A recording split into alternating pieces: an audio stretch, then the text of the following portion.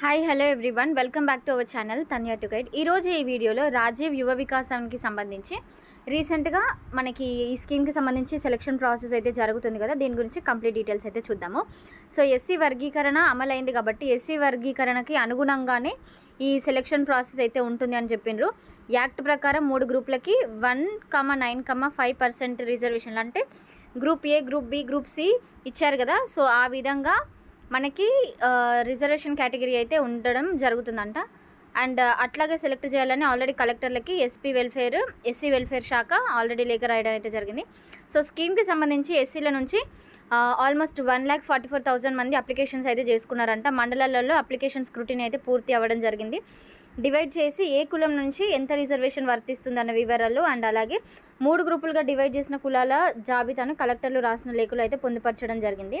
అప్లికేషన్లను స్క్రూటీ చేస్తున్న బ్యాంకులు, సో వీళ్ళకి సంబంధించి బ్యాంక్ అకౌంట్ డీటెయిల్స్ కానివ్వండి, అప్లికేషన్స్ సంబంధించిన డీటెయిల్స్ అన్ని కరెక్టా ఫేకా అనేటివన్నీ కూడా వెరిఫికేషన్ చేయడం జరుగుతుంది. అండ్ స్కీమ్లో మహిళలకి 25% అండ్ అలాగే దివ్యాంగులకి 5% రిజర్వేషన్ అయితే అమలు కానున్నాయి. వీటితో పాటు 4 లక్షల లోన్ కేటగిరీకి రికార్డు స్థాయిలో 12 లక్షల మంది అప్లికేషన్ అయితే చేసుకున్నారు.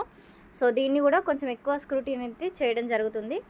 ఇప్పటివరకు 25% అప్లికేషన్లు అయితే పూర్తయినాయి. ఇంకొక వారంలోగా పూర్తి చేసి లబ్ధిదారుల లిస్టుని కలెక్టరేట్లకి అండ్ అలాగే బ్యాంకులకి అందజేయనున్నట్లు తెలియజేసినారు. వచ్చే నెల 2న అర్హులకు ప్రభుత్వం లోన్ మంజూరు చేయాలని ఉంది. ఎందుకంటే తెలంగాణ ఫార్మేషన్ డే కాబట్టి June 2 అదే రోజున అందరికీ ఈ పత్రాలను అందజేయాలనే ఒక ఉద్దేశంతో దీన్ని స్క్రూటినీని ఇంకొంచెం స్పీడప్ అయితే చేయడం జరుగుతుంది.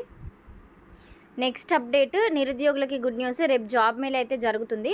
ఉద్యోగుల కోసం ఎదురు చూస్తున్న వాళ్ళు ఎవరైనా కూడా రేపు నాంపల్లిలోని జాబ్ ఫెయిర్ అయితే అటెండ్ అవ్వండి. మీ రెజ్యూమే అండ్ అలాగే మీ ఆధార్ కార్డ్ జిరాక్స్ తీసుకొని వెళ్ళండి. అండ్ 2 పాస్పోర్ట్ సైజ్ ఫొటోస్ కూడా తీసుకొని వెళ్ళండి. ఇన్ కేస్ సెలెక్ట్ అవుతే వాళ్ళకి సంబంధించిన కొన్ని డీటెయిల్స్ ఫిల్లింగ్ బేసిక్ ఉంటాయి కదా, సో వాటి కోసం అనమాట. ఇందిరా ప్రియదర్శిని గవర్నమెంట్ ఉమెన్స్ కాలేజ్లో అయితే ఈ జాబ్ మేళ జరుగుతుంది. నెక్స్ట్ డిగ్రీ పీజీ ఎక్కడ చదివినా కూడా జాబ్ మేళకి హాజరు కావచ్చు అనేసి చెప్పడం జరిగింది. చివరి సంవత్సరం చదువుతున్న వాళ్ళు, రిజల్ట్స్ కోసం ఎదురు చూస్తున్న వాళ్ళు కూడా ఈ జాబ్ మేళలో అయితే పాల్గొనవచ్చు.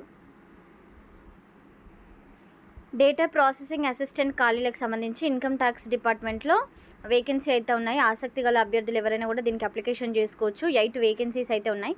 పోస్టున బేస్ చేసుకొని బీసీఏ, బీటెక్ లేదా బీఈ, ఎంఈ, ఎంటెక్, ఎంసీఏలో ఉత్తీర్ణత సాధించిన వాళ్ళు ఎవరైనా కూడా అప్లికేషన్ చేసుకోవచ్చు. ఆన్లైన్ ద్వారా అప్లికేషన్ చేసుకోవాలి. డేటా ప్రాసెసింగ్ అండ్ అసిస్టెంట్ ఖాళీలు ఇన్కమ్ ట్యాక్స్ డిపార్ట్మెంట్ అనమాట. నెక్స్ట్ మెడికల్ ఆఫీసర్లో కూడా వేకెన్సీస్ అయితే ఉన్నాయి. ఇది Deen Dayal port authority medical officer కింద నోటిఫికేషన్ అయితే రిలీజ్ చేయడం జరిగింది. దీనికి అప్లికేషన్ చివరి తేదీ June 6. అండ్ అలాగే ఐసీఎంఆర్లో యంగ్ ప్రొఫెషనల్స్కి సంబంధించి కూడా నోటిఫికేషన్ అయితే రిలీజ్ అయ్యింది. యంగ్ ప్రొఫెషనల్స్ 1 అండ్ 35 ఏళ్ళకి మించి ఉండకూడదు. ఇంకొక వేకెన్సీలోనేమో 40 ఏళ్ళకి మించి ఉండకూడదు అనమాట. పే స్కేల్ ఇక్కడ చూడండి 32,000 నుండి 42,000 వరకు అయితే ఉంటుంది. June 10న ఉదయం 10న ఇంటర్వ్యూ అయితే ఉండడం జరుగుతుంది.